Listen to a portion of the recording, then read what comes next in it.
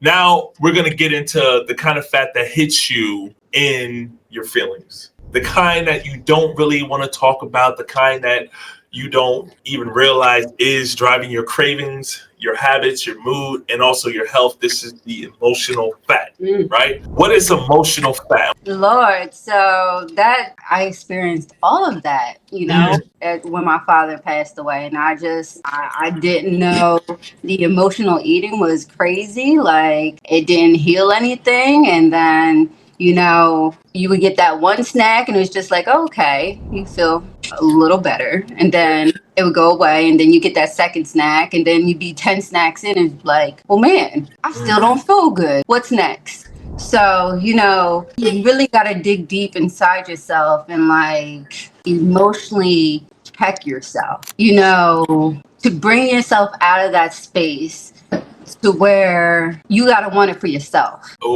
Nobody else is going to want it for you. And to look into the mirror and be like, I don't know that person anymore. Like, I don't know who that person is. Like, that's what did it for me. So those triggers of emotional eating and knowing, like, I know what that is. Like, I'm not going to go to that. Let me take a walk instead. Is how I turn that around. So I've been there. Yeah. I definitely can relate to, all of the emotional aspects. I think the biggest thing is being aware of your emotions. Like, sometimes you don't even understand, like, oh, I am emotionally eating right now. You're just thinking like, oh, let me just grab something.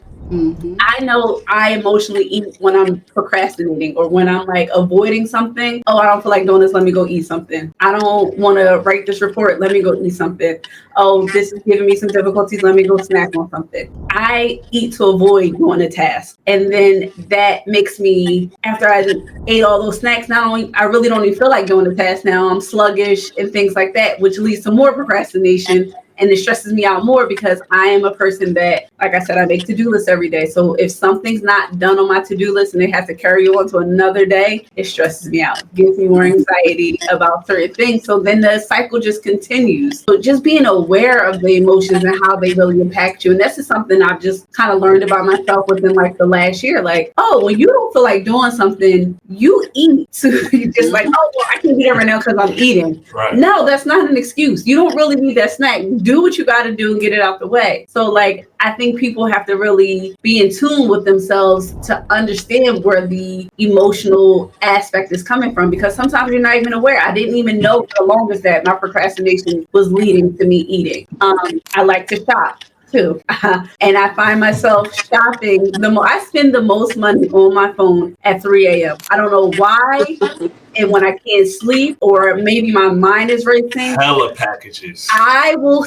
And that Apple Pay is the devil, okay? It's a problem. Those are emotional things. I want to add on. Let's talk about emotional baggage, which is the store through years and years of just tucking stuff, thinking it's going to go away. Well, it don't go away. So what happens is these things are tucked here and ignored, and well, it ain't about none, or I can get over that. And these things, like, they eat at you, and until you kind of like, deal with those things, you kind of keep that fat and that extra weight. So it could be, for an example, I was bitter for a long time at the fact of how my upbringing was. I always used to say that I could have done so much more earlier on had I had a different opportunity. So I feel as though I was robbed of that. And then I had to kind of like accept that for what it is and understand that it's up to me from a certain point on to dictate my life. So, that emotional baggage that you hold on to could cause you a lot of stress, could cause you a lot of pain, could cause you to lash out. And my thing is, I've been just trying to release it, kind of like, look, it is what it is. I can't control that. I control now. I control me. So my focus is that. But for the people who have so much emotional baggage, which is the emotional fat, you got to shed it, because it's going to cause you more harm than it's going to help you. So I would like to just, add that into that. Absolutely. That's good. That's good. Marion? So back to like emotionally eating.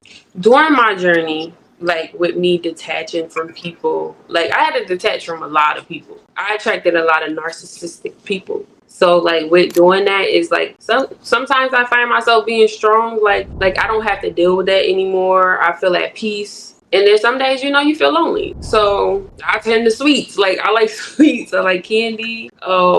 That's my downfall. Well, that was my downfall. But like now, like Don just said, like you deal with it in a different way. Like when stuff come up in our lives, me and Don just call each other like, hey, I need a release. We out to the gym or we going walking or something like that. Like I'm not gonna say I don't snack no more. But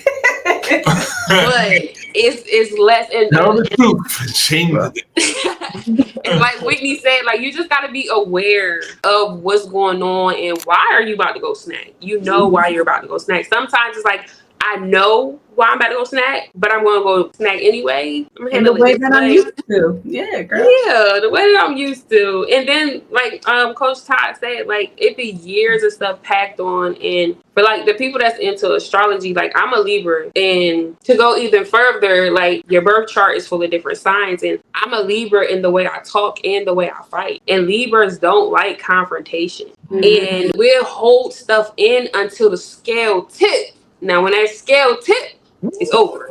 It's like you got to get it out when you got to get it out. Don't wait a day. Don't wait a week. Don't wait a year. Don't wait 2 years. It's not going to be effective when it comes out. And you're holding on to all of that baggage for nothing because the other person don't care. Let it out and just release it when I need to release it.